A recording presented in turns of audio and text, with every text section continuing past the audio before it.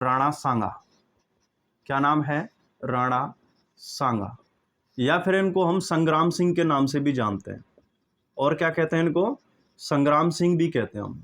ठीक है, राणा सांगा या संग्राम सिंह के नाम से जानते हैं। इनके अगर शासनकाल की बात करें लाडलो, तो 1509 से लेकर के 1528 तक इन्होंने शासन किया। ठीक है, चलिए थोड़ा सा फैमिली के बारे में बात कर लेते हैं, राणा सांगा की फैमिली के बारे में। ठीक है, सबसे पहले तो इनके जन्म की बात करेंगे तो लाडलो इनका जो जन्म है 12 अप्रैल 1482। ठीक है, 12 अप्रैल 1482 को इनका जन्म हुआ था। इनके अगर पिता की बात करें, पिता का नाम था रायमल। पिता का नाम क्या है? रायमल है। और माता की अगर बात करें तो इनकी माता का नाम था रतन कंवर। माता का नाम क्या है? रतन कंवर। ठीक है, इनके अगर भाइयों की बात करें कि इनके भाई कौन थे, तो एक का नाम तो है पृथ्वीराज, जिसे हम या पृथ्वीराज सिसोदिया भी कह सकते हैं। पृथ्वीराज सिसोदिया या उड़ना पृथ्वीराज जिसे हम कहते हैं।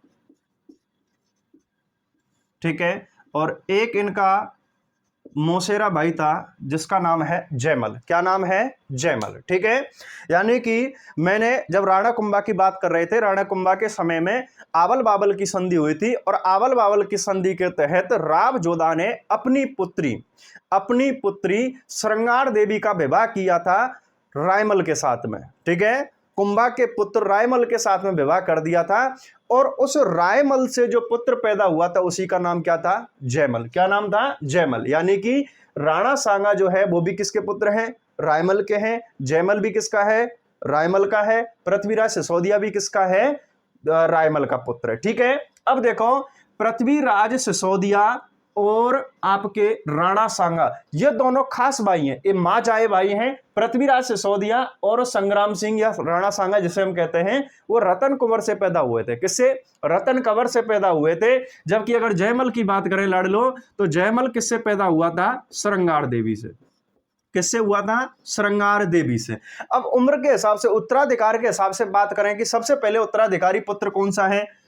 पृथ्वीराज सिसोदिया, जिसे हम उड़ना राजकुमार भी कहते हैं या उड़ना पृथ्वीराज भी कहते हैं, वो उत्तराधिकारी था, लेकिन ये बाद में मारा जाता है।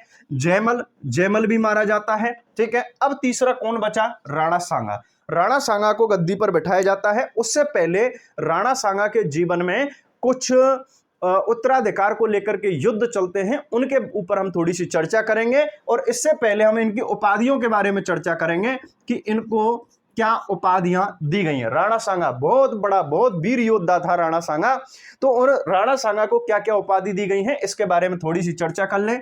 इसे कहा जाता है अंतिम हिंदू सम्राट। अंतिम हिंदू सम्राट इन्हें कहा जाता है। इसके अलावा इन्हें हिंदूपति कहा जाता है, हिंदूपति। ठीक है, और इसे कहा जाता है सैनिकों का भग्नावेश। क्या कहते हैं? सैनिकों का भग्नावेश। ठीक है, जिसका अर्थ होता है, यानी कि सैनिकों का भग्नावेश, इसका अर्थ होता है टूटा हुआ सैनिक। क्या कहते हैं इसको? टूटा हुआ सैनिक। ठीक है, और सैनिकों का भग्नावेश जो नाम है या उपाधि है, ये दी है कर्नल जेम्स टॉड ने। किसने दी है? टॉड ने। ठीक है, कर्नल जेम्स टॉड ने इनको उपाधि दी थी सैनिकों का भग्नावेश या टूटा हुआ सैनिक, जिसे कहते हैं अंतिम हिंदू सम्राट और हिंदूपति इन्हें कहा जाता है, क्योंकि हिंदू धर्म की खातिर इन्होंने अपने जीवन का जो अंतिम युद्ध है वो लड़ा था, और मुस्लिम शासकों के द्वारा, जो भारत में उस समय मुस्लिम शासक थे, उनके द्वारा इन्हें अंतिम हिंदू सम्राट की उपाधि दी गई थी। ठीक है, यहां तक की बात हो जाती है। चलिए अब इनके बारे में थोड़ा सा जो उत्तराधिकार के लिए संघर्ष है उसके बारे में बात कर लेते हैं। उत्तराधिकार का संघर्ष। तो लाडलो उत्तराधिकार का जो संघर्ष है वो लगभग 4 से 5 वर्ष तक चला था, यानी कि 1504 से लेकर के और 1508 तक उत्तराधिकार का संघर्ष चला था। ठीक है। उत्तराधिकार का संघर्ष 1504 से लेकर के 8 तक चला था। अब देखिए लाडलो, हुआ क्या, मैं थोड़ा सा कहानी है उसके हिसाब से इसको समझेंगे। देखो यहाँ 3 पुत्र हैं, रायमल के कितने पुत्र हैं? 3, जिसमें से सबसे बड़ा जो नाम है, सबसे बड़ा पुत्र है उसका नाम क्या है? पृथ्वीराज। दूसरा कौन है? जयमल। दूसरा कौन है? जयमल। और सबसे छोटा जो पुत्र है यानी कि राणा सांगा, ठीक है। तीसरा पुत्र कौन सा है? सांगा। हुआ क्या, इन तीनों के एक चाचा हैं और उस चाचा का नाम है सारंगदेव। क्या नाम है? सारंगदेव, ठीक है। ये इनके चाचा है सारंगदेव। ये सारंगदेव एक बार इन तीनों की कुंडली दिखाने के लिए, ठीक है, कि भाई आगे चल करके कौन राजा बनेगा, हर तरीके से जांचा परखा जाता है। उत्तराधिकारी बड़ा पुत्र तो पृथ्वीराज ही था, लेकिन इनकी जो कुंडली दिखाने के लिए इनके चाचा सारंगदेव एक ज्योतिषी के पास में ले जाते हैं। किसके पास में ले गए? ज्योतिषी के पास में ले जाते हैं और ज्योतिषी से पूछते हैं कि भैया इन तीनों में से राजा कौन बनेगा, ठीक है। तो ज्योतिषी कहता है कि यहां पर राणा सांगा का प्रबल योग बन रहा है। किसके लिए? राजा बनने के लिए, ठीक है। राजा बनने के लिए यहां पर प्रबल योग बन रहा है। अब भाई साहब ये बात जब कही ना, इस ज्योतिषी ने यह बात कही कि यहां राणा सांगा का राजा बनने का योग बन रहा है, तो बड़ा जो उत्तराधिकारी पुत्र था राणा सांगा का बड़ा भाई पृथ्वीराज, इससे ये बात सहन नहीं हुई और इसने अपनी तलवार निकाल करके यूं ले बनाऊं राजा, ऐसे करके हूल मारी। क्या मारी? हूल मारी तलवार की, और उससे राणा सांगा की एक आंख फूट जाती है। क्या फूट गई भैया? एक आंख फूट गई, ठीक है। पृथ्वीराज सिसोदिया ने इसकी एक आंख फोड़ दी। कोई बात नहीं, चाचा ने इनका बीच बचाव करवाया और इसके आंख की दवा दारू वगैरह करवा दी, ठीक है। चाचा ने समझाया कि हो सकता है ये ज्योतिषी झूठ बोल रहा हो, या फिर ऐसा है, एक बार ऐसा करते हैं जो हमारी यानी कि हमारे वर्षों पहले से हमारी पीढ़ी दर पीढ़ी जो हमारी भविष्यवाणी देख ज्योतिषी का कार्य जो कर रहे हैं उनके पास में चलते हैं, ठीक है। तो भैया होता क्या है, चाचा सारंगदेव, इनका जो चाचा है सारंगदेव, इनको बीच बचाव वगैरह करवा के यहां से और भीमल गांव ले जाता है। कहां ले जाता है? भीमल गांव, ठीक है। चित्तौड़ में ही पड़ता है भीमल गांव। और यहां की एक चारणी पुजारिन थी। कौन थी? चारणी पुजारिन, ठीक है। भीमल गांव की जो चारणी पुजारिन है उसके पास में ले जाता है चाचा सारंगदेव। अब भाई ये जो चारणी थी, पुजारिन थी, ये भीमल गांव की, ये क्या करती है, जब ये पहुंचे उस टाइम पर ये घर पर नहीं थी, इधर उधर गई थी कुछ काम करने के लिए, खेतीबाड़ी का काम करने के लिए। तो तीनों भाई यहाँ करके बैठ जाते हैं। चाचा सारंगदेव भी इनके पास में रहता है, ठीक है। सारंगदेव भी इनके पास में रहता है। अब ये भीमल गांव की जो चारणी है ये आई और आकर के अंदर कमरे में बैठ गई, ठीक है। एक झोंपड़ी बनी हुई थी उसमें जाकर के बैठ जाती है।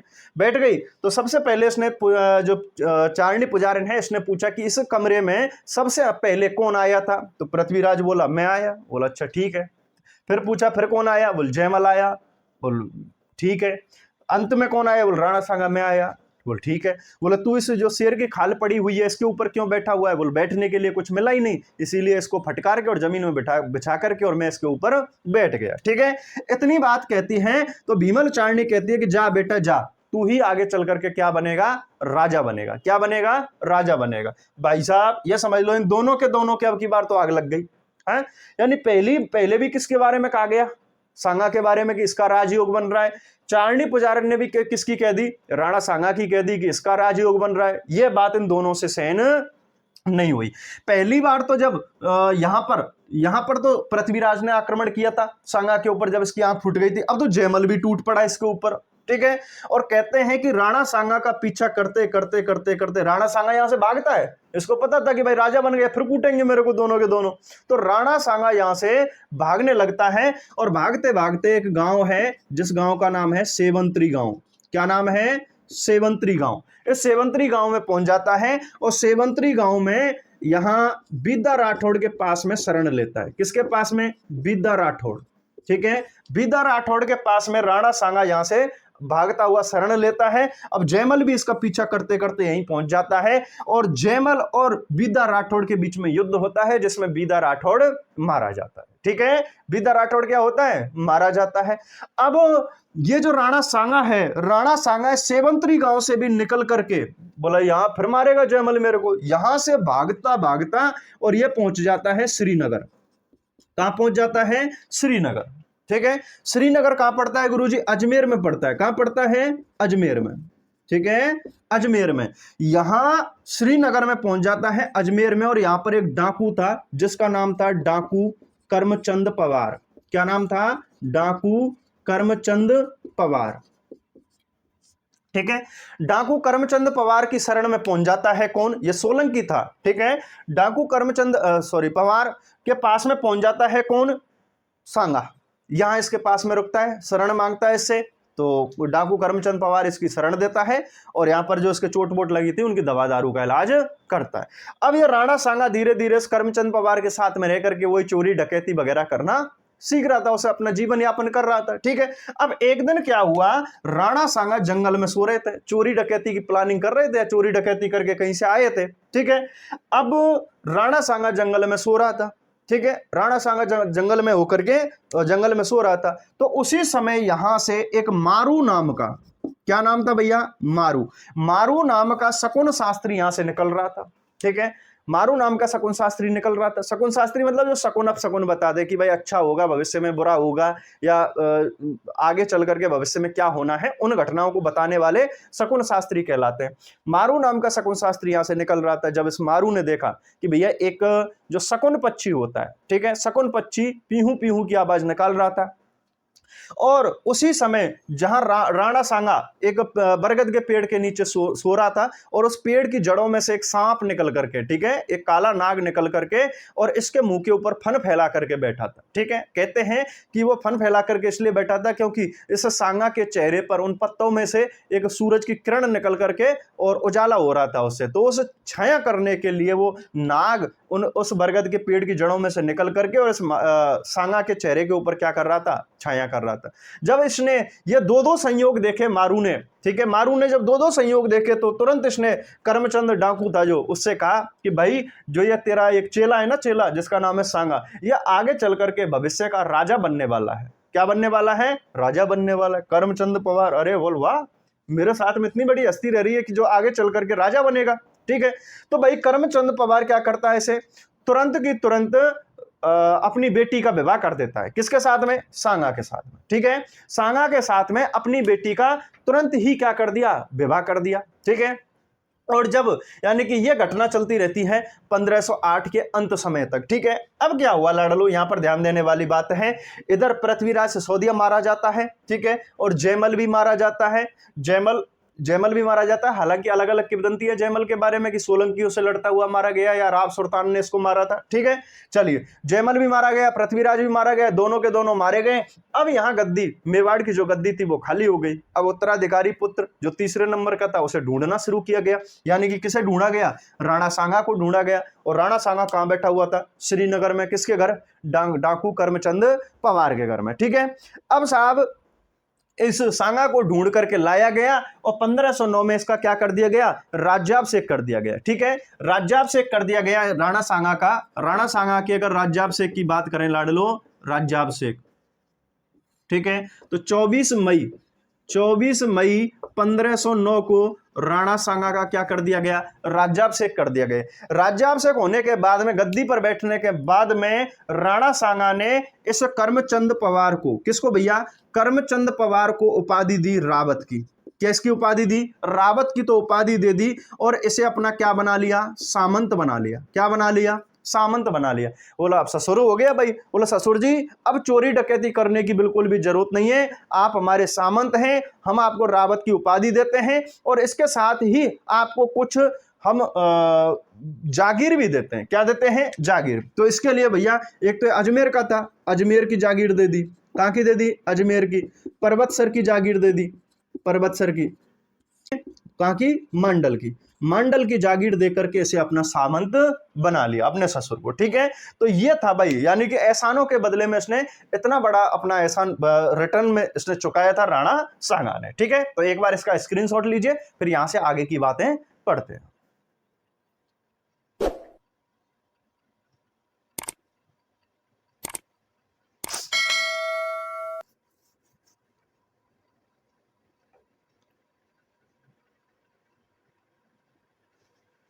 चलो साहब,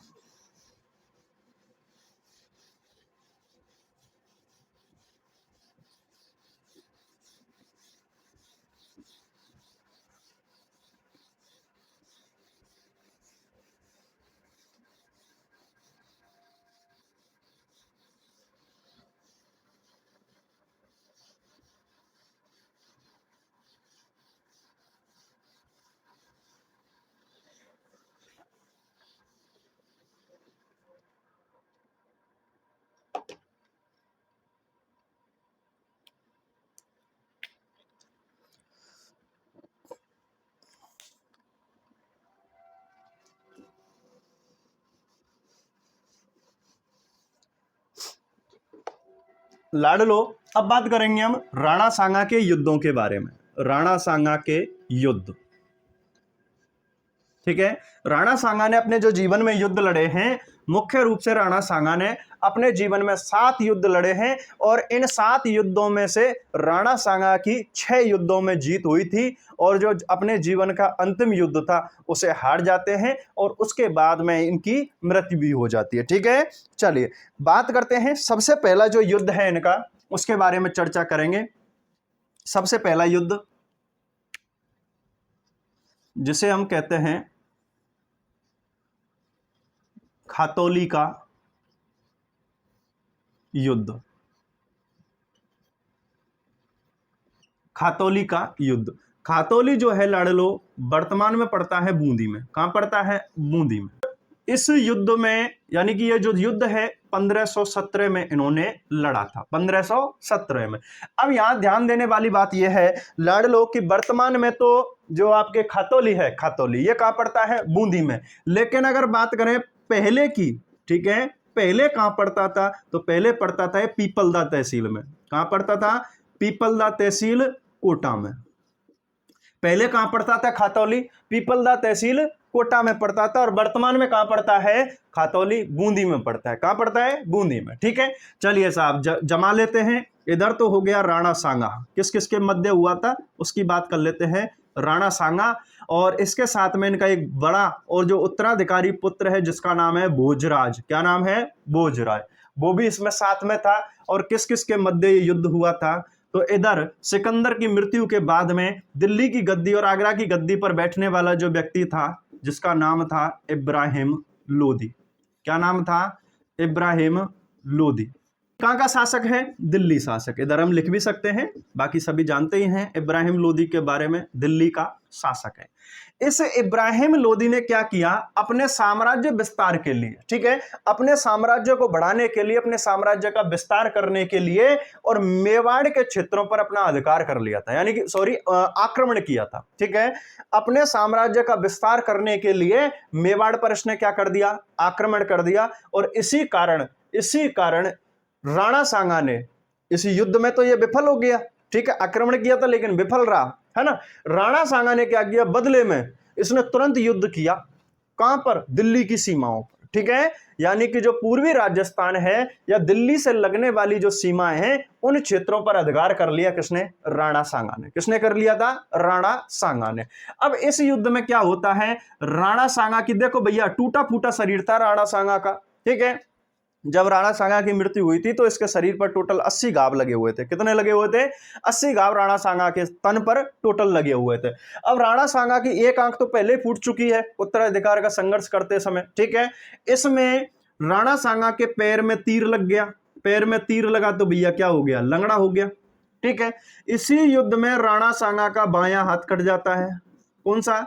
बायां हाथ कट गया इसी युद्ध में।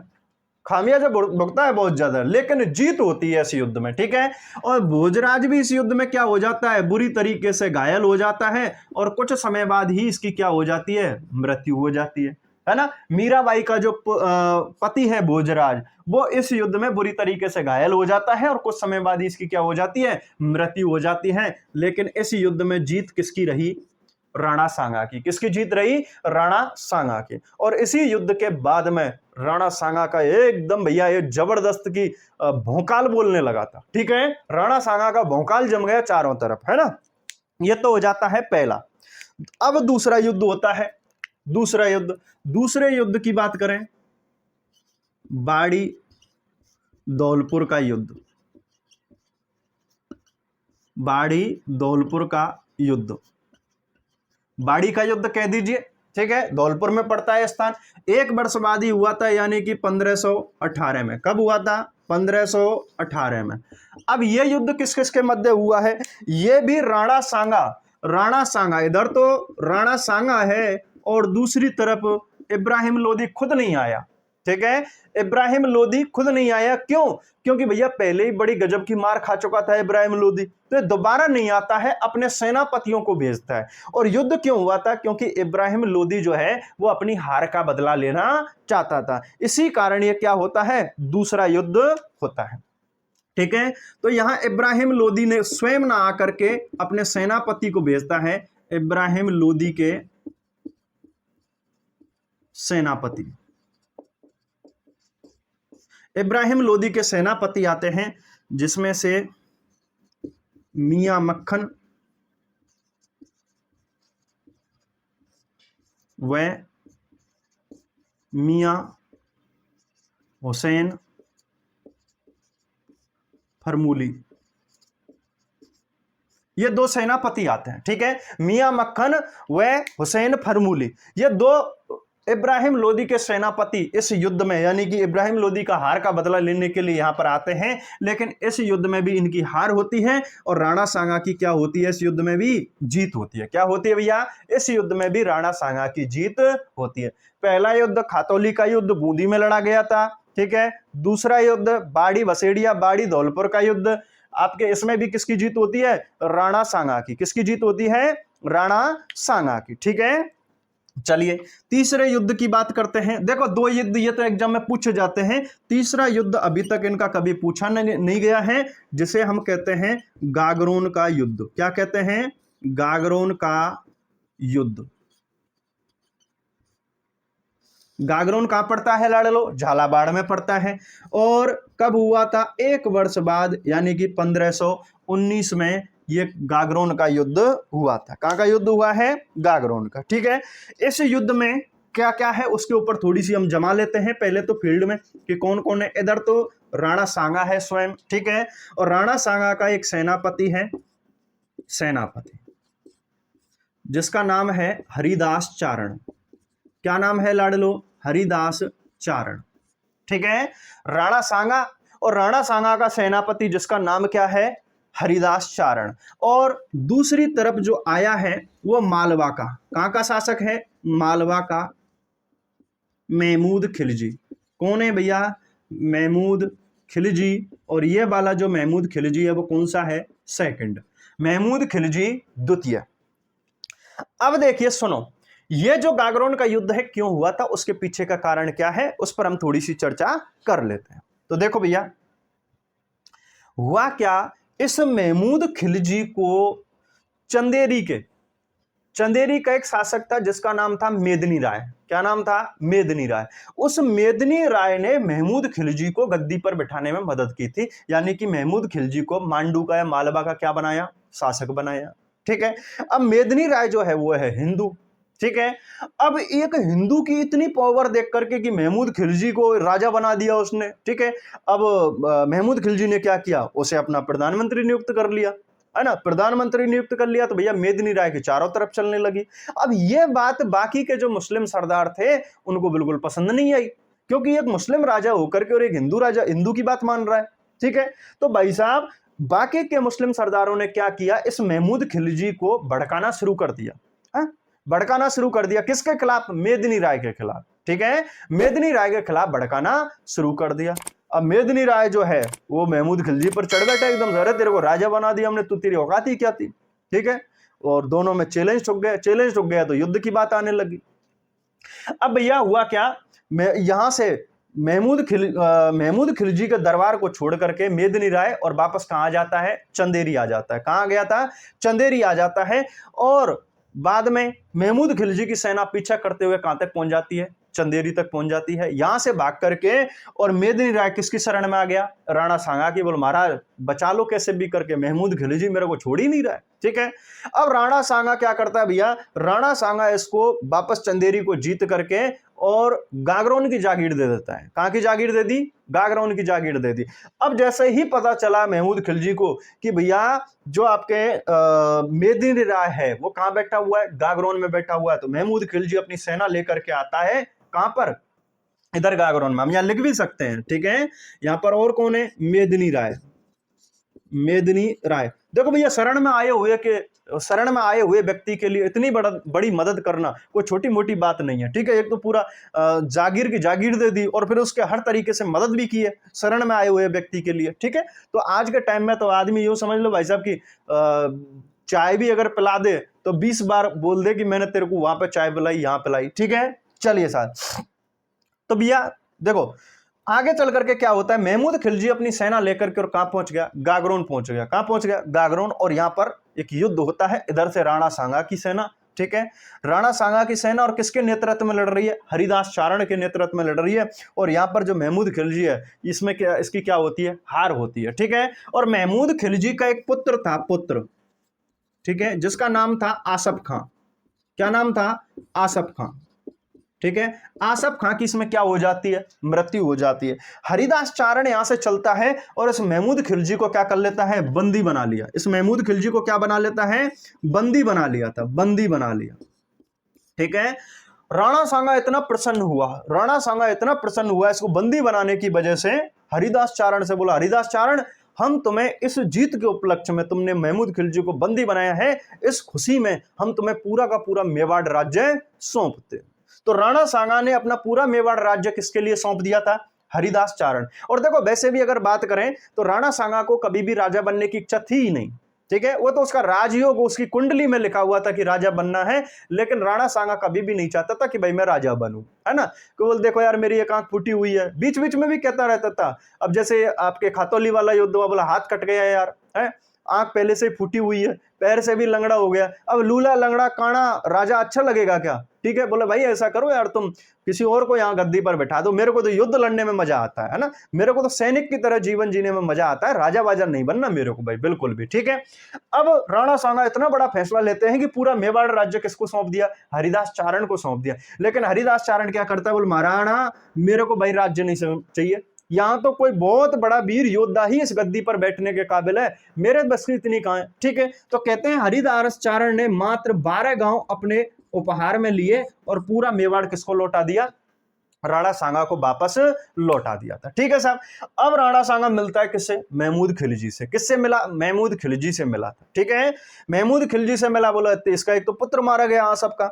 अब महमूद खिलजी से जब राणा सांगा मिला तो इसने कहा, बोले यार देख, तेरा नाम सुन के ना मेरे को कुछ याद आता है। क्या आता है, कुछ याद आता है तेरा नाम सुन करके। बोले क्या याद आता है भाई, बोले यार ये चीज याद आती है कि एक मेरा पूर्वज हुआ था जिसका नाम था महाराणा कुंभा। क्या नाम था, महाराणा कुंभा। और महाराणा कुंभा ने भी तुम्हारे मांडू का ही तुम्हारा एक पूर्वज था जिसका नाम क्या था, महमूद खिलजी। क्या नाम था, महमूद खिलजी। बोलो उसको बंदी बनाया था। क्या बनाया था, बंदी बनाया था 6 महीने के लिए। बोल मैं भी तेरे को बंदी बनाऊंगा। क्या बनाऊंगा, बंदी बनाऊंगा। तो भाई साहब महाराणा सांगा इस महमूद खिलजी को 6 महीने के लिए क्या कर देते हैं, जेल में कैद कर देते हैं, कैद खाने में डाल देते हैं, ठीक है। तो ध्यान रखना, महाराणा कुंभा ने तो महमूद खिलजी जो कि मांडू का है वो भी, ठीक है, महमूद खिलजी प्रथम को बंदी बनाया था। और जबकि उनके वंशज, आगे आने वाले वंशज राणा सांगा ने भी मालवा के या मांडू के महमूद खिलजी सेकंड को क्या बनाया था, बंदी बनाया था, ठीक है साहब।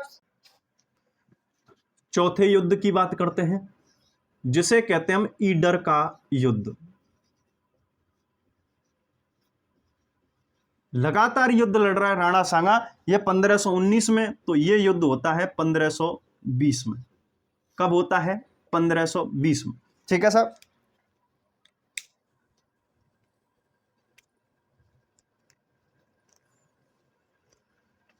देखो ईडर पड़ता है वर्तमान में कहां पर, गुजरात में। कहां पड़ता है, गुजरात में, ठीक है। अब इस ईडर पर राणा सांगा का सामंत, ठीक है, सांगा का सामंत जिसका नाम है रायमल। क्या नाम है, रायमल, ठीक है। ईडर का जो शासक है, या कहें कि राणा सांगा का सामंत रायमल यहां पर क्या कर रहा है, ईडर की जागीर को संभाल रहा है, यहां पर शासन कर रहा है। लेकिन हुआ क्या, अब देखो ईडर कहां पड़ता है, गुजरात में। और गुजरात का शासक था जिसका नाम था मुजफ्फर शाह। क्या नाम था, मुजफ्फर शाह। मुजफ्फर शाह इस रायमल पर कर देता है आक्रमण और रायमल की हार होती है। इधर रायमल क्या करता, इस बार मुजफ्फर शाह गुजरात का जो शासक है रायमल पर आक्रमण करता है और ईडर पर अपना अधिकार कर लेता है। राणा सांगा अपनी सेना लेकर के पहुंचता है ईडर और ईडर को वापस क्या करा लेता है, आजाद करा लेता है। किससे, गुजरात के शासक मुजफ्फर शाह से, ठीक है। तो यह कौन सा युद्ध था, ईडर का युद्ध। इतना छोटा सा युद्ध है, ज्यादा नहीं है इसमें, लेकिन युद्ध लड़ा था, यह बड़ी बात हो जाती है, ठीक है। चलिए साहब अगला युद्ध जो है उसके बारे में चर्चा करते हैं, 5वां युद्ध।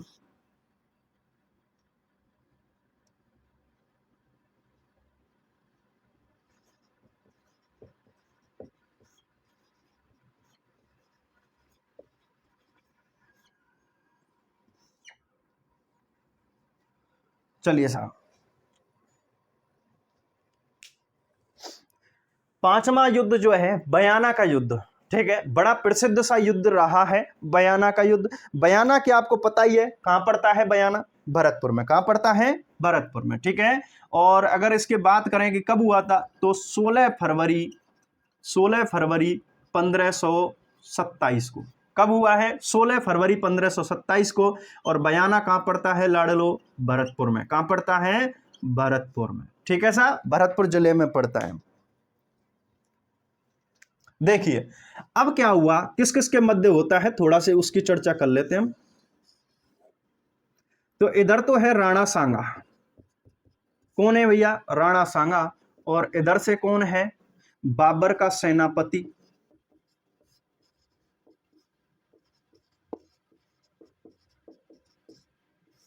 जिसका नाम है मेहंदी ख्वाजा। क्या नाम है? मेहंदी ख्वाजा, जो कि बाबर का सेनापति भी है और बाबर का बहनोई भी है, बाबर का जीजा भी है। कौन? मेहंदी ख्वाजा। तो भैया कहते हैं कि बाबर की सेना एक बार लौट करके जा रही थी, कोई युद्ध बुद्ध लड़ करके जा रही थी, और इस बयाना से निकलना हुआ। कहां से निकलना हुआ? बयाना से, ठीक है, बयाना से निकलना हुआ। और बयाना जब बीच में पड़ा तो भैया कहते हैं कि बाबर के सेनापति ने सोचा कि चलो यार, क्यों ना इस पर आके इस पर बयाना पर अधिकारी कर ले, ठीक है, दिल्ली से सीमा लगती है इसकी, है ना। तो भैया यहां बयाना के जो किला था, इस किले पर अधिकार कर लिया किसने? मेहंदी ख्वाजा ने। किसने कर लिया? मेहंदी ख्वाजा ने इस बयाना के किले पर अपना अधिकार कर लिया। अब यह बात पता चली राणा सांगा को। किसको पता चली? राणा सांगा को। राणा सांगा अपनी सेना लेकर के आता है तुरंत, और यहां भाई साहब जो हाल किए थे, ठीक है, यहां जो हाल किए थे मेहंदी ख्वाजा और इसके सैनिकों के, यानी कि बाबर की जो सेना है ना, इसको इतना गजब का कूटा, इतना गजब का कूटा, मतलब कहते हैं कि इसको मार मार के बेहोश कर दिया। क्या कर दिया? बेहोश कर दिया। पानी के छींटे मारे, होश में लेके आए और फिर मार मार के बेहोश कर दें, फिर पानी के छींटे मारे, जूते सुआए, ठीक है, होश में लेकर के आए और फिर मार मार के बेहोश करें, ठीक है। भाई साहब इतनी गजब की मार लगाई, इतनी गजब की मार लगाई कि जब ये बाबर के पास में पहुंचे ना, तो न तो इनके पास में कपड़ा, ठीक है, मतलब यह हाल कर दिया था, इतनी गजब की मार लगाई थी कि पहचानना मुश्किल हो रहा था। मेहंदी ख्वाजा अपने साले के पास में पहुंचा, बाबर के पास में, बोलो साले तेरे को शर्म आनी चाहिए, तेरे जीजा को इतना कूटा है, ठीक है। अब बाबर कहता है, बोल टेंशन ना लो, ठीक है, टेंशन ना लो, हम वापस चलेंगे और वापस युद्ध करें। बोला हम नहीं जाए वापस, इतना गजब का मारते हैं, बेहोश कर देते हैं, फिर होश में ला ला के मारते हैं, फिर बेहोश कर देते हैं, हम नहीं जाएंगे वापस, ठीक है। तो भाई इसी युद्ध को, बयाना का जो युद्ध है, यानी कि 16 फरवरी 1527 को यह युद्ध हुआ था, और इसके एक महीना, एक दिन बाद अगला युद्ध होता है जिसे कहते हैं हम खानवा का युद्ध, यानी कि राणा सांगा के जीवन का अंतिम युद्ध जिसे कहा जाता है। और इस बयाना के युद्ध को कहा जाता है राणा सांगा की अंतिम व महान जीत।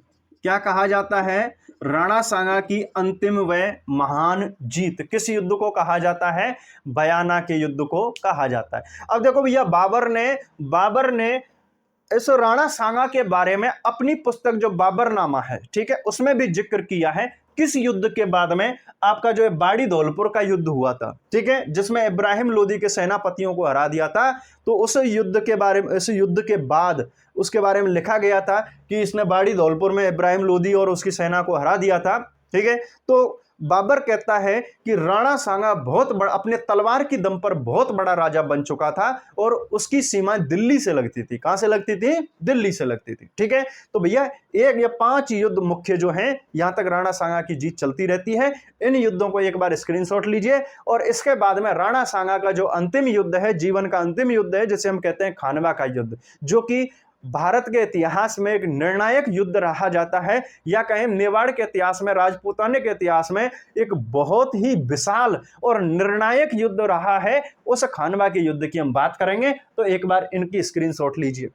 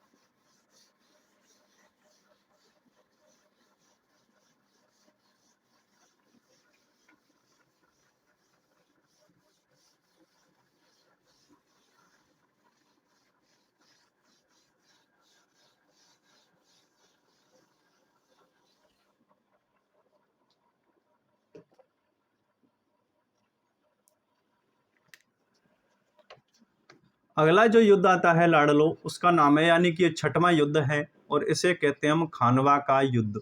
क्या कहते हैं? खानवा का युद्ध। कब हुआ है? बयाना युद्ध के 1 महीने 1 दिन बाद, यानी कि 17 मार्च 1527। कब हुआ है? 17 मार्च 1527 को ये युद्ध हुआ है। ठीक है, चलो अब देखो, सबसे पहले ये जो खानवा है कहां पड़ता है? ठीक है, युद्ध हुआ कहां पर हुआ? युद्ध स्थल की बात करते हैं तो एक नदी है जिसका नाम है गंभीरी नदी। कहां पर है? गंभीरी नदी के किनारे। गंभीरी नदी के किनारे। और स्थान कौन सा पड़ता है? खानवा। और खानवा लाडलो कहां पर पड़ता है? रूपवास में। कहां पड़ता है? रूपवास में। और रूपवास कहां पड़ता है? भरतपुर में। कहां पड़ता है? भरतपुर। यहां पर यह युद्ध हुआ था। यह युद्ध किस किस के मध्य हुआ था? तो इधर तो जो शासक है उसका नाम है राणा सांगा। क्या नाम है? राणा सांगा। और इधर कौन है? बाबर। इधर कौन है? बाबर। ठीक है साहब, राणा सांगा और बाबर के मध्य ये युद्ध होता है। किसके मध्य? राणा सांगा और बाबर के युद्ध मध्य ये युद्ध होता है। अब देखो भैया, इस युद्ध के अगर निर्णय की बात करें तो राणा सांगा की तो इसमें हुई थी हार। क्या हुई थी? हार। और बाबर की क्या होती है इस युद्ध में? जीत। क्या होती है? जीत। ठीक है, अब यहां पर हम बात करें कि बाबर के जो जीत के कारण थे, ठीक है, बाबर की जीत के कारण, जीत के कारण वो क्या क्या है? तो पहला कारण आता है तुगलमा, तुगलमा पद्धति से, तुगलमा पद्धति से युद्ध। ठीक है, उज्बेकों से सीखी हुई युद्ध की पद्धति है। जबकि मेवाड़ के जो शासक हैं या राणा सांगा की जो सेना है वो छापामार युद्ध करने में और खुले मैदान में युद्ध करने में माहिर थी। लेकिन बाबर की जो सेना है उसने कौन से तरीके से युद्ध लड़ा था? तुगलमा पद्धति से। कौन से? तुगलमा पद्धति से इसने युद्ध लड़ा था। ठीक है, दूसरी बात क्या आती है? तोप खाने का प्रयोग।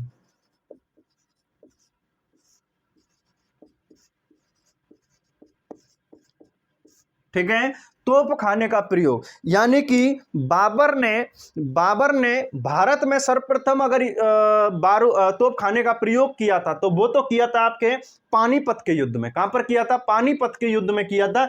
लेकिन राजस्थान में तोप खाने का प्रयोग बाबर ने पहली बार कहां किया था? खानवा के युद्ध में किया था। कहां पर किया था? खानवा के युद्ध में किया था। यहां पर तोप खाने का प्रयोग करके अब यह बात यह आ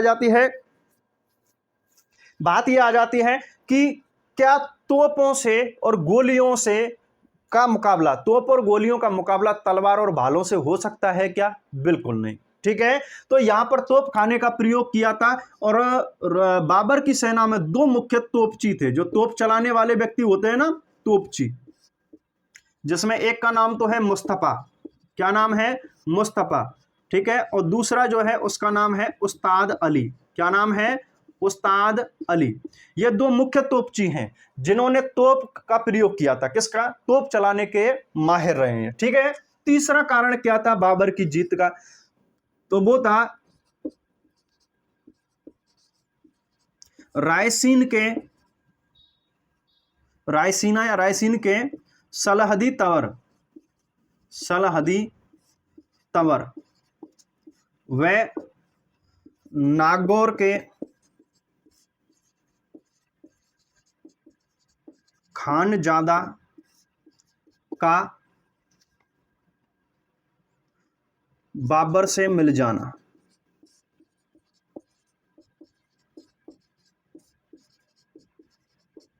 ठीक है साहब, बाबर से मिल जाना। ठीक है, यानी कि इन युद्धों को कैसे, इन तरीकों को, इन 3 मुख्य कारणों को हम कह सकते हैं कि ये राणा सांगा की हार के कारण थे। ठीक है, जैसे कि तुगलमा पद्धति से बाबर ने युद्ध किया था, तोप खाने का प्रयोग किया था, और राणा सांगा का जो सेनापति थे जिसमें सलहदी तंवर और नागौर का खानजादा जो था, ये पहले राणा सांगा के साथ में थे। लेकिन युद्ध के मैदान में राणा सांगा का साथ छोड़ करके और किससे जा मिले थे? बाबर से जा मिले थे। किससे? बाबर से। अब देखो भैया, जो ये युद्ध है गंभीरी नदी के किनारे सुबह 9 बजे शुरू हुआ, 9:30 बजे युद्ध ही समाप्त हो गया था। ठीक है, लाशों के अंबार लग गया था, ढेर लग गया था। ठीक है, इतना भयंकर युद्ध हुआ था मात्र आधे घंटे में, क्योंकि आप भी जानते हो तीर तलवार और भालों से, तोप के गोले और बंदूक की गोलियों का मुकाबला नहीं किया जा सकता। इसी कारण मात्र आधे घंटे में ही ये युद्ध समाप्त हो चुका था। ठीक है साहब, अब देखिए इस युद्ध की जो नीति है, इस युद्ध से पहले क्या क्या घटित हुआ और बाद में क्या क्या हुआ था। ठीक है,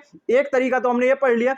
अब इस युद्ध की जो अन्य बातें हैं उनके बारे में चर्चा कर लेते हैं। ठीक है, देखिए साहब, मैंने कहा था कि जब मेहंदी ख्वाजा यहां से बयाना से पिट करके गया था तो सेना में इतना भयंकर डर बैठा हुआ था कि भाई हम राणा सांगा से युद्ध नहीं लड़ेंगे, बहुत गजब वाली मार देते हैं। ठीक है, तो कहते हैं कि बाबर ने कहा था कि भाई, बाबर कहता है कि मैं तुम्हें एक एक सोने का सिक्का दूंगा। सैनिक कहते हैं, बाबर के सैनिक कहते हैं कि उस सोने के सिक्के का क्या करेंगे जब जान ही नहीं रहेगी तो। ठीक है, तो बाबर कहता है कि तुम मेरे शराब पीने से परेशान हो, मैं शराब पीना छोड़ दूंगा, और जो सुरैया हैं जिनमें शराब पीने के जो बर्तन हैं उन्हें मैं तोड़ दिए थे उसने। ठीक है, तोड़ दिए थे, बोले तू चाहे शराब पी मत पी, हमें कोई फर्क नहीं पड़ना, लेकिन हम युद्ध करने के लिए नहीं जाएंगे। ठीक है, तो लास्ट में क्या होता है लाडलो, लास्ट में बाबर इस युद्ध को जिहाद का युद्ध घोषित करता है। क्या करता है? जिहाद का युद्ध।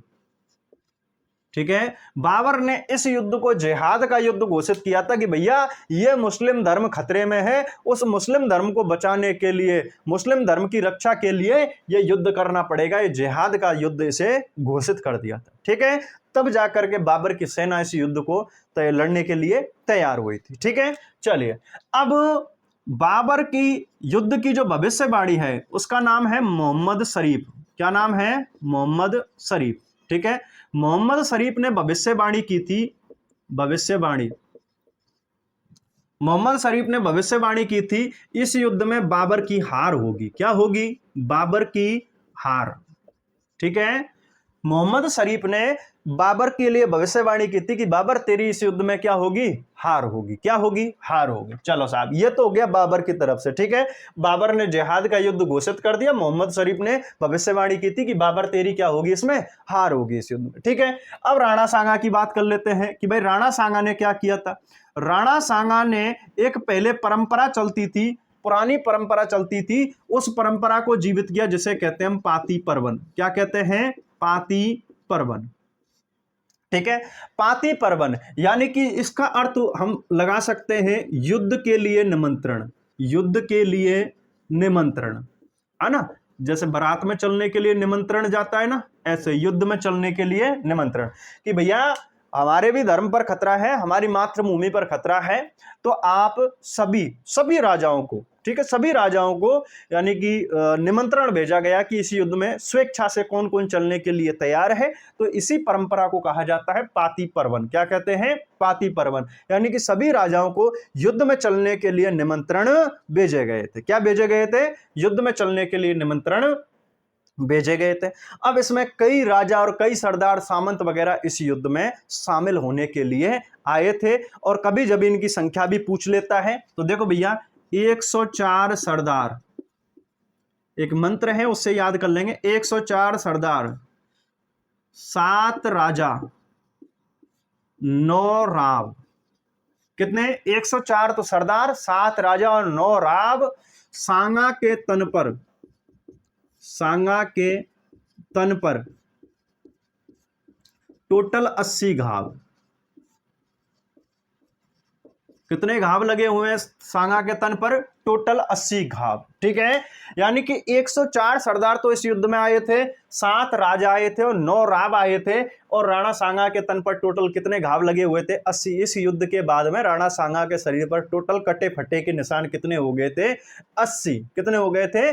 80 घाव टोटल हो गए थे। ठीक है, तो राणा सांगा ने पाती पर्वन के जरिए इतनी बड़ी सेना को, हालांकि देखो इस युद्ध के बारे में कहा जाता है कि बाबर की सेना तो थोड़ी सी थी, ठीक है, जबकि राणा सांगा की जो सेना है वो विशाल सेना लेकर के इस युद्ध में उतरा था। सभी हाथी घोड़े और पैदल सेना, हर तरीके से सेना थी। लेकिन सबसे बड़ी प्रॉब्लम क्या थी?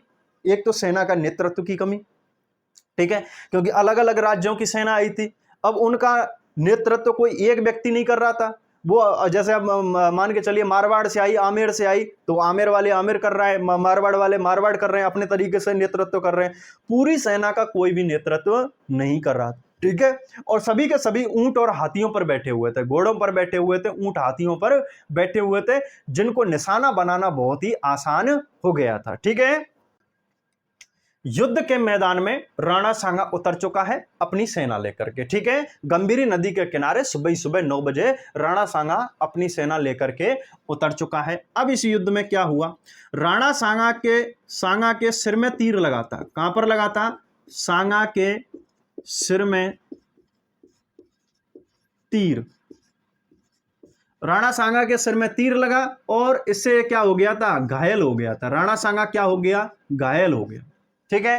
राणा सांगा घायल हो गया, तो कहते हैं कि राणा सांगा के सिर में तीर लगने की वजह से घायल हो गया था, और घायल होने के बाद में घायल सांगा को यहां से अखेराज सोनगरा व पृथ्वीराज कछवा, और कौन है, पृथ्वीराज कछवा, जो कि आमेर का कुंवर था। कहां का था, आमेर का, शासक नहीं था ये, यहां का राजकुमार था, पृथ्वीराज कछवा, ठीक है। अखेराज सोनगरा और पृथ्वीराज कछवा इसे घायल युद्ध के मैदान में, यानी कि दोनों के दोनों, अखेराज और पृथ्वीराज कछवा, इसे घायल होने के बाद युद्ध के मैदान से बाहर लेकर के गए थे, दोनों के दोनों। कहां, बसबा में। कहां लेकर के गए थे, बसबा।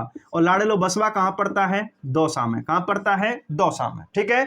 बसबा दौसा यहां से साथ में लेकर के जाते हैं। यहां तक की बात हो गई। चलिए, राणा सांगा घायल हो गया, इसके बाद में राज्य चिन्ह धारण करने की बात आई। क्या भैया, राज्य चिन्ह धारण करने की बात आई कि भैया राज्य चिन्ह तो धारण कर लो, लेकिन यहां पर राज्य चिन्ह धारण करने के लिए कोई भी तैयार नहीं हो, ठीक है।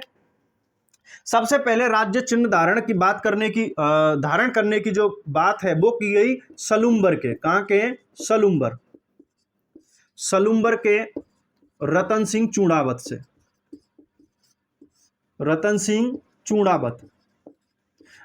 चूड़ावत से राज्य चिन्ह धारण करने की बात की गई कि भाई रतन सिंह चूड़ावत, आप राज्य चिन्ह धारण कर लीजिए। लेकिन रतन सिंह चूड़ावत ने मना कर दिया, बोल देख भाई, मैं लड़ता हुआ वीरगति को प्राप्त हो जाऊंगा, लेकिन मेवाड़ का राज्य चिन्ह धारण नहीं करूंगा। बोल क्यों नहीं करोगे, ठीक है। बोल डरपोक हो गया। बोल कैसी बात कर रहा है बे, हम हमेशा सलूम्बर के हैं, हम हमेशा मेवाड़ की हरावल सेना का नेतृत्व करते हैं, यानी कि आगे की टुकड़ी का नेतृत्व करते हैं, जो सबसे आगे सेना में खड़ी रहती है, हरावल सेना का नेतृत्व करते हैं हम न डरने की बात बिल्कुल नहीं। इसके पीछे एक कारण है कि हमारा एक उत्तराधिकारी, हमारा जो पूर्वज है वो उत्तराधिकारी था, जिसका नाम था राणा चूंडा। क्या नाम था, राणा चूंडा, जिसे मेवाड़ का भीष्म पितामह भी कहते हैं, ठीक है। वो गद्दी पर बैठने वाला था, लेकिन राणा लाखा ने क्या किया, नई शादी के चक्कर में, और हमारे राणा चूड़ा को, जो कि जिसके सिर पर राज्य चिन्ह धारण होने वाला था, उसको राज्य चिन्ह धारण नहीं करने दिया। तो हमने उसी समय से कसम खा ली थी कि हम मेवाड़ का राज्य चिन्ह कभी भी धारण नहीं करेंगे, ठीक है। और मेवाड़ की आन मान और शान के लिए हमेशा अपने प्राणों का उत्सर्ग करते रहेंगे, प्राणों की आहुति देते रहेंगे। बोलो वाह क्या बात है भाई।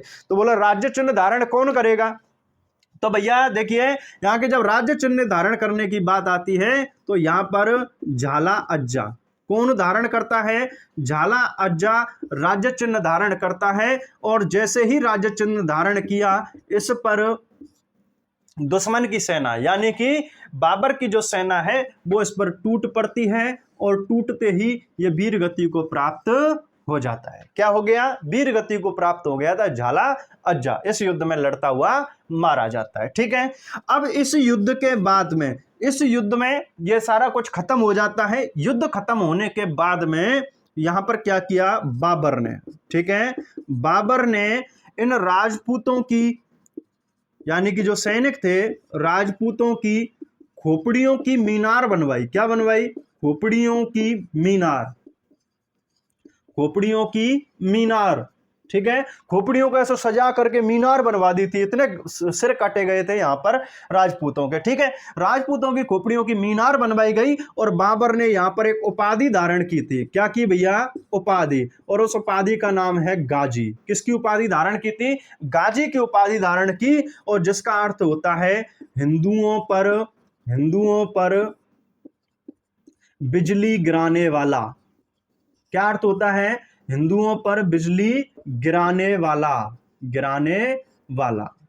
ठीक है, या काफिरों पर बिजली गिराने वाला। यह उपाधि धारण की गई किसके द्वारा? बाबर के द्वारा। तो इस युद्ध में साफ साफ किसकी जीत हुई थी? बाबर की जीत हुई थी। किसकी हुई थी? बाबर की जीत हुई थी। राणा सांगा इस युद्ध में घायल हो जाता है। घायल होने के बाद में, ठीक है, अभी हम एक चीज और पढ़ेंगे, इस युद्ध में राणा सांगा का साथ देने वाले व्यक्तियों के नाम क्या क्या थे। ठीक है, उस चीज को भी पढ़ेंगे। ठीक है, तो भाई यहां राणा सांगा क्या करता है? इस युद्ध में बुरी तरीके से घायल हो जाता है। बसवा दौसा में उसे रखा गया था, लेकिन जैसे ही वो होश में आता है, ठीक है, वो सिर फटा हुआ था, सिर में तीर लगा हुआ था। ठीक है, तो कहते हैं कि राणा सांगा जैसे ही होश में आया, वो तुरंत अपनी तलवार लेकर के और कहां चल दिया? युद्ध के मैदान में। लेकिन मेवाड़ी सरदारों ने रोका, बोला अब युद्ध के मैदान में कुछ भी नहीं बचा है। ठीक है, कुछ भी नहीं बचा है।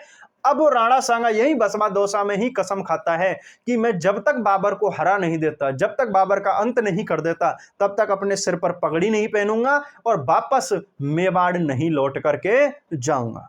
ठीक है साहब, तो कहते हैं कि यहां बसवा दौसा से, ठीक है, बसवा दौसा से राणा सांगा चलता है और एक स्थान है जिसका नाम है ईरिच। क्या नाम है? ईरिच। यानी कि युद्ध की प्लानिंग बनाता है। क्या बनाता है? युद्ध की प्लानिंग बनाता है और यहां पहुंच जाता है। ठीक है,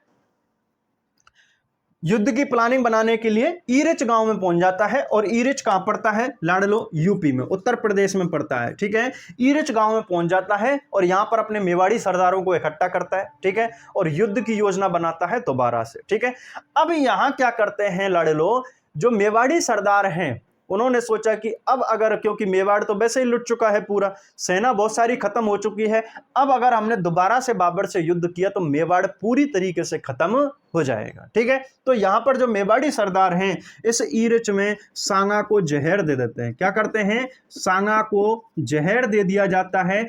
इसी के, सांगा के ही मेवाड़ी सरदारों के द्वारा ईरिच गांव में इसको जहर दे दिया जाता है। और इसके बाद में राणा सांगा यहां से जाता है कालपी। कहां जाता है? कालपी। कालपी कहां पड़ता है? मध्य प्रदेश में पड़ता है। ठीक है, कालपी मध्य प्रदेश में। यहां पर राणा सांगा की क्या हो जाती है? मृत्यु। क्या हो गई लाडलो? राणा सांगा की यहां पर मृत्यु हो जाती है। यानी कि राणा सांगा की जो मृत्यु है वो 30 जनवरी 1528 को राणा सांगा की कालपी एमपी में क्या हो जाती है? मृत्यु हो जाती। क्या हो गई भैया? कालपी एमपी में। देखो, बसवा दौसा से कहां गया? ईरिच। यहां सांगा को जहर दिया गया। कालपी एमपी में क्या हो जाती है? मृत्यु। कब हुई थी? 30 जनवरी 1528 को राणा सांगा की मृत्यु हो जाती है। ठीक है साहब, यहां तक का लिखो। फिर राणा सांगा की छतरी वगैरह के बारे में बात करेंगे और थोड़ा सा इसके युद्ध में कौन कौन साथ में आए थे उन पर भी चर्चा करेंगे। ठीक है, स्क्रीनशॉट लो एक बार।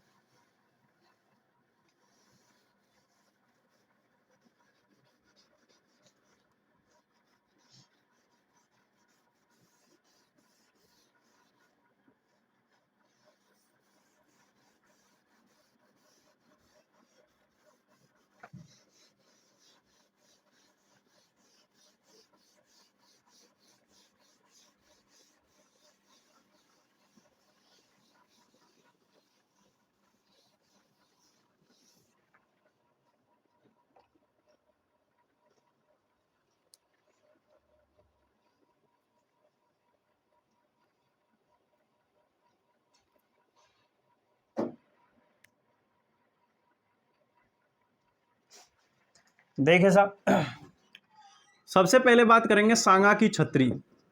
सांगा की छतरी, ठीक है। तो सांगा की जो छतरी है लाडलो, वो बनी हुई है आपके मांडलगढ़ में। कहां पर बनी हुई है? मांडलगढ़। और मांडलगढ़ कहां पड़ता है? भीलवाड़ा में। कहां पड़ता है? भीलवाड़ा में। आप यहीं पर राणा सांगा की छतरी बनी हुई है और यहीं पर क्या किया गया था? इनका अंतिम संस्कार। क्या किया गया था? अंतिम संस्कार किया गया था, दाह संस्कार किया गया था। और जो ये छतरी है, छतरी का निर्माण कराया था अशोक परमार ने। किसने करवाया था? अशोक परमार ने इस छतरी का निर्माण करवाया था, ठीक है। अशोक परमार ने छतरी का निर्माण करवाया था, जो कि जगनेर भरतपुर का शासक था अशोक परमार, उसके द्वारा इस छतरी का निर्माण करवाया गया था, ठीक है। राणा सांगा का दूसरी छतरी, दूसरी छतरी की अगर बात करें, ठीक है, तो वो बनी हुई है बसवा दौसा में। कहां बनी हुई है? बसवा दौसा में, ठीक है। क्योंकि यहां घायल अवस्था में रखा गया था, यहां उपचार किया गया था राणा सांगा का, इसी कारण यहां पर इनकी क्या बनी हुई है? दूसरी छतरी बनी हुई है, ठीक है साहब। अच्छा, इसके अलावा बात करें हम राणा सांगा का स्मारक, ठीक है, सांगा का स्मारक, राणा सांगा का स्मारक, तो वो बना हुआ है खानवा में। कहां पर बना हुआ है? खानवा में बना हुआ है, ठीक है। राणा सांगा का जो स्मारक है वो कहां बना हुआ है? खानवा में बना हुआ है। और देखो लाडलो कैसे बना हुआ है, ये 3 व्यक्ति हैं, ठीक है। ऐसा थोड़ा सा समझ लीजिए।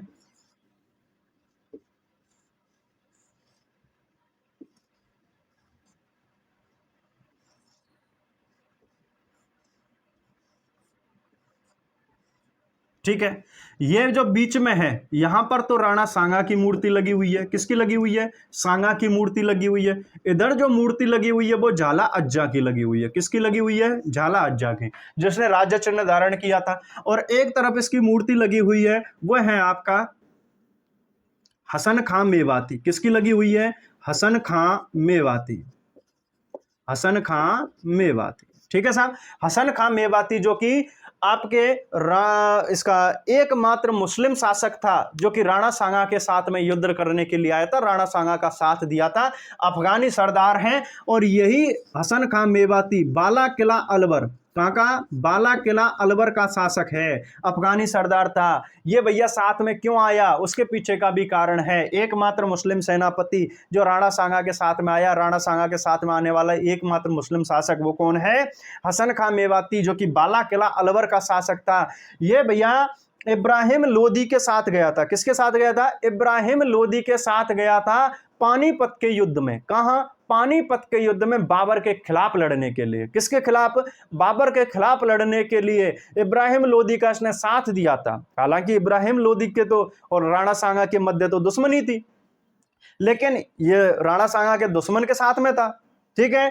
लेकिन बाबर से लड़ने के लिए गया, इब्राहिम लोदी उधर मारा जाता है, तो बाबर ने दिल्ली और आगरा पर अपना अधिकार कर लिया था, और इधर बाला किला पर भी यहां क्या कर लिया था? बाबर ने अपना अधिकार कर लिया था। हम सुनते हैं ना कि बाला किला में एक रात के लिए बाबर ठहरा था, तो इसको हरा करके यहां पर ठहरा था, यहां से गद्दी से भगा दिया था। अब ये अपने बाला किला को वापस पाना चाहता था, इसी वजह से ये राणा सांगा के साथ में आया था। बोल राणा सांगा की सेना इतनी बड़ी है तो भैया हम तो आराम से जीत जाएंगे, इसी उम्मीद को लेकर के हसन खां मेवाती यहाँ पर साथ में देने के लिए आया था, ठीक है। बाकी मातृभूमि की रक्षा वो ये कुछ भी लेना देना नहीं है यहाँ, ठीक है। मुस्लिम शासक है, हमेशा धोखाधड़ी और बलात्कार, रेप करना यही इन्होंने सीखा था, ठीक है। लेकिन ये अपनी जमीन को, अपने किले को बचाने के लिए कि भाई मेरे को किला वापस मिल जाएगा, इसलिए राणा सांगा का साथ देने के लिए आया, ठीक है साहब। चलिए, यहां तक की यह बात हो जाती है, तो इतना याद रखना है, एकमात्र मुस्लिम शासक जिसने राणा सांगा का साथ दिया था वो कौन है? हसन खां मेवाती, ठीक है। चलो अब बात कर लेते हैं कि कौन कौन साथ में आए थे, ठीक है। सांगा के साथी, ठीक है, सांगा के साथी, यानी राणा सांगा के साथ कौन कौन था उसके बारे में बात कर लेते हैं। देखो भैया, सबसे पहले मालदेव। कौन था? मालदेव। कहां का शासक था? शासक नहीं था, राजकुमार था, ठीक है। मालदेव राजकुमार था, कहां का? मारवाड़ का। कहां का था? मारवाड़ का। इसके अलावा कल्याणमल, बीकानेर से कौन आया था? कल्याणमल। बीकानेर से कौन आया था? कल्याणमल बीकानेर से आया था। इसके अलावा और कौन है आपके? पृथ्वीराज कछवा। आमेर से कौन आया था? पृथ्वीराज कछवा। ठीक है। और रायसीन से कौन आया था? सलहदी तबर। कौन आया था? सलहदी तबर कहां से आया? रायसीन से। ठीक है। नागौर से कौन आया था? खानजादा। नागौर से कौन आया था? खानजादा। ठीक है। और सलूम्बर, और कहां से आया था? सलूम्बर। वर्तमान में तो सलूम्बर को क्या बना दिया गया है? जिला। क्या बना दिया गया है? जिला। सलूम्बर। सलूम्बर से कौन था? सलूम्बर से था रतन सिंह। कौन था? रतन सिंह चुंडावत। ठीक है। और देवलिया प्रतापगढ़ से, देवलिया प्रतापगढ़, देवलिया प्रतापगढ़ से कौन आया था? रावत बाघ सिंह। ये वही रावत बाघ सिंह है जिसके नेतृत्व में चित्तौड़ का दूसरा साका हुआ था। देवलिया प्रतापगढ़ का रावत बाघ सिंह। ठीक है। चलिए, सिरोही से कौन आया था? सिरोही से आया था अखैराज। कौन आया था? अखैराज। सादड़ी से, सादड़ी से आया था झाला अज्जा। ठीक है। गोगुंदा से कौन आया था? गोगुंदा, झाला सज्जा। गोगुंदा से कौन आया था? झाला सज्जा। और इसी के साथ में इसका भाई और है जिसका नाम है झाला बींदा। क्या नाम है? झाला बींदा। और कौन है? रावत कृष्णदास। रावत कृष्णदास। चंदेरी से कौन आया? चंदेरी से वही आएगा जिसकी सांगा ने मदद की थी, मेदिनी राय। जगनेर भरतपुर से कौन आया है? जगनेर भरतपुर से अशोक परमार। अशोक परमार कहां से आया है? जगनेर भरतपुर से। ईडर से आया था, ईडर, ईडर से आया है भारमल। कौन आया है ईडर से? भारमल। मेड़ता, रायमल राठौड़, रायमल राठौड़। व बीरमदेव, बीरमदेव मेड़तिया, बीरमदेव मेड़तिया। इसके अलावा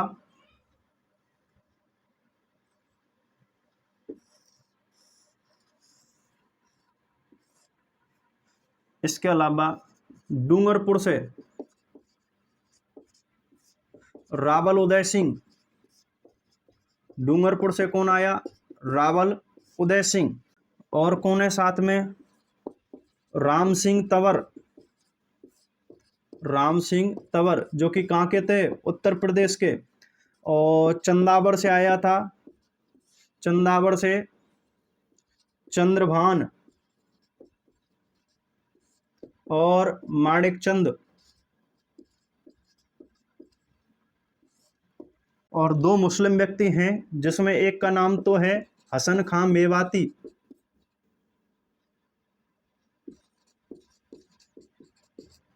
और एक है महमूद लोदी। कौन है भैया? महमूद लोदी। इब्राहिम लोदी का भाई महमूद लोदी, क्योंकि बाबर से हार चुका था और बाबर से युद्ध होने वाला था। ठीक है, इस वजह से।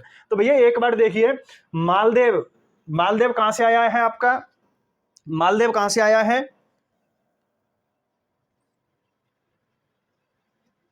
ठीक है, मालदेव आपके मारवाड़ से, कल्याणमल बीकानेर से पृथ्वीराज कछवा, आमेर से सलादी तंवर, ठीक है, रायसीन से और खानजादा, नागौर से, सलूम्बर से रतन सिंह, देवलिया प्रतापगढ़ से रावत बाघ सिंह, सिरोही से अखैराज, सादड़ी से झाला अज्जा, गोगुंदा से झाला सज्जा, झाला बींदा और रावत कृष्णदास है, चंदेरी से मेदिनी राय, ठीक है, जगनेर से अशोक परमार, ईडर से भारमल, मेड़ता से रायमल राठौड़ और बीरमदेव मेड़तिया और डूंगरपुर से रावल उदय सिंह, राम सिंह तंवर यूपी से, चंदावड़ से चंद्रभान और माणिक चंद और दो मुस्लिम शासक हैं जिसमें हसन खां मेवाती और महमूद लोदी जो कि इब्राहिम लोदी का भाई था। ये राणा सांगा के साथ में आए थे। ठीक है, तो राणा सांगा की इसी के साथ में ही क्या हो जाती है, पूरा का पूरा कंटेंट कंप्लीट हो जाते हैं। ठीक है, कुछ पंक्तियां आती हैं, रक्त लगे उस ग्राम खानवा की याद दिलाता हूं, रक्त लगे उस ग्राम खानवा की मैं याद दिलाता हूं, बाबर सांगा के मध्य हुए संग्राम की याद दिलाता हूं।